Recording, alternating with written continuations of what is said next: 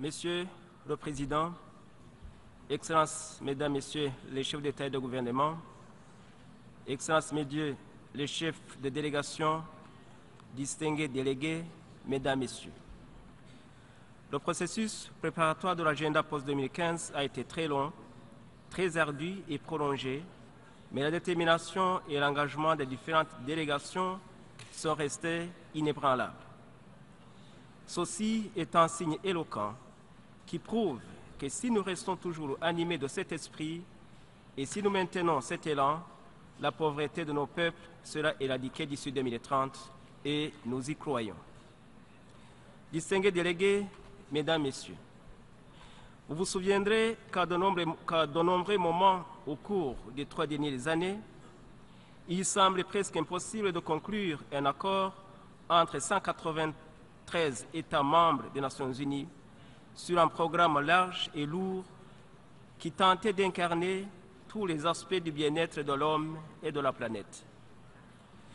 Le voyage de l'après-2015 a commencé, pourrait-on prétendre, sur 2 voies parallèles et pendant plusieurs années, personne ne s'imaginait comment ces 2 voies seraient réunies en un seul programme et si cette réunion se produirait.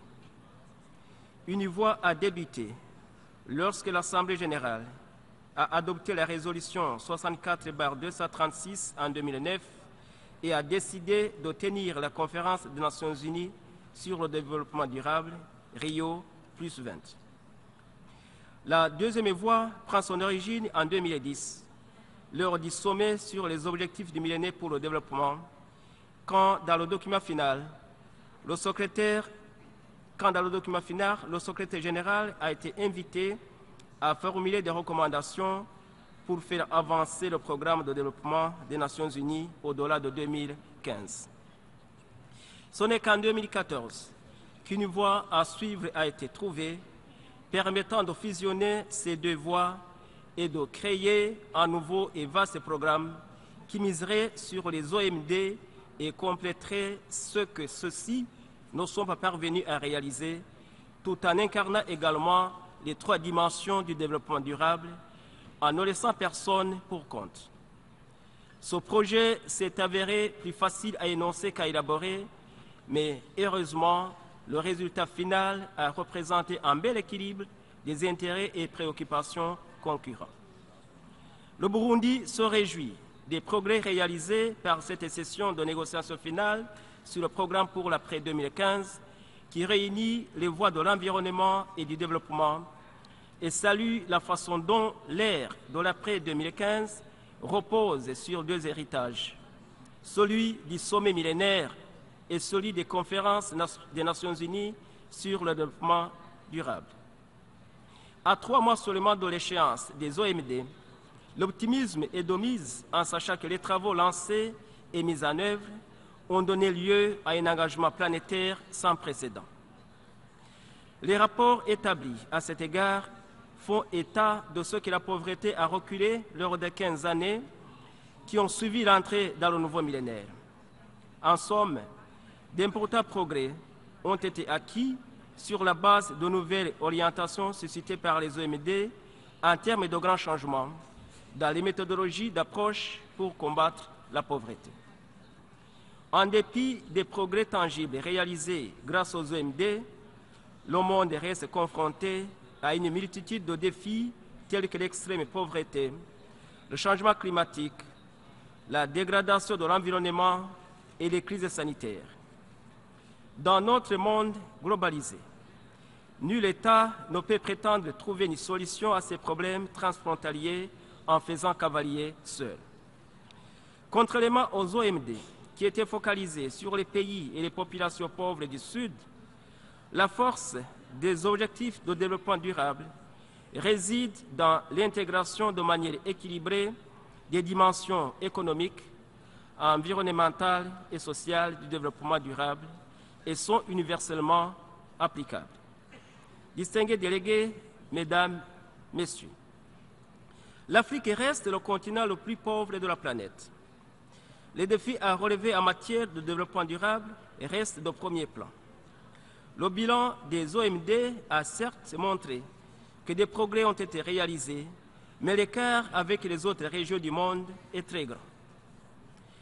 Si les pays développés prévoient de continuer d'aider les pays en développement, notamment africains, avec les OEDD, il faut que les premiers concernés s'approprient du discours sur le développement et œuvrent dans ce sens. Ainsi, des programmes ambitieux en matière d'éducation, de santé, d'infrastructures économiques et d'emploi doivent être élaborés avec des plans de financement cohérents et soutenables sur le long terme.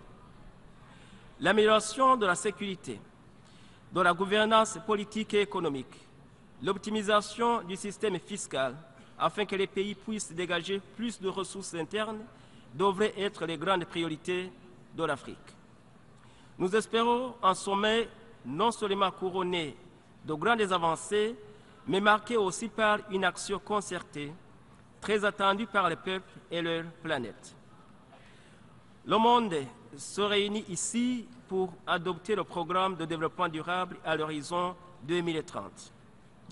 Il s'agit d'un accord universel, déterminant, voire révolutionnaire, qui nous aide à bien fêter cet anniversaire. C'est un cadeau mérité et reçu avec plaisir par un monde assailli par les guerres et les crises humanitaires, le sectarisme et l'extrémisme violent, les nouvelles formes de domination internationale, la pauvreté et les inégalités, les changements climatiques et la dégradation de l'environnement. En adoptant cet accord, les gouvernements s'engagent résolument à agir pour la dignité, la sécurité, la prospérité et les droits des hommes et des femmes de notre humanité commune. Le défi auquel nous ferons face dans les prochains jours est de mobiliser tous les acteurs concernés à avancer rapidement pour concrétiser les promesses faites dans son programme aux ambitions inégalées.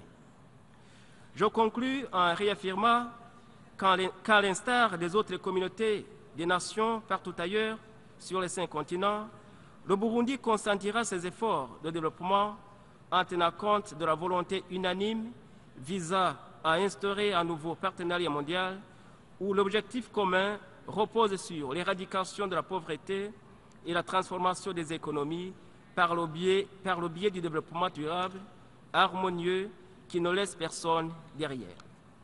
Vive la famille des Nations Unies. Je vous remercie pour votre aimable attention.